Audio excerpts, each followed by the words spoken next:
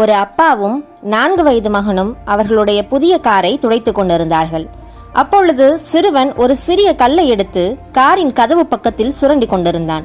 சத்தத்தை கேட்ட அப்பாவுக்கு கோபம் தலைக்கேறியது. கடுப்பில் மகனுடைய கையை பிடித்து 4 முறை உள்ளங்கையில் விளாசிவிட்டார். அப்பொழுதுதான் கவனித்தார் அவர் அடித்தது ஸ்பானரை கொண்டு என்பதை. வழியில் துடித்த மகனை மருத்துவமனைக்கு தூக்கி கொண்டு ஓடினார்.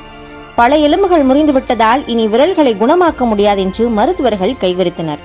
மகன் வலி நிறைந்த கண்களுடன் அப்பாவை பார்த்து, அப்பா, என்னோட விரல்களுங்கெல்லாம் திரும்ப வளர்ந்துடலப்பா என்று கேட்டவுடன் கண்ணீருடன் மௌனமாக வெளியே வந்தார்.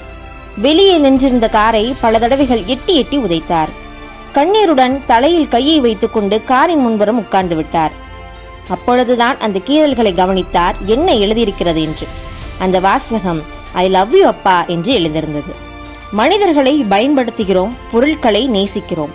எப்பொழுதுதான் மனிதனை நேசித்து பொருட்களை பயன்படுத்த போகின்றோமோ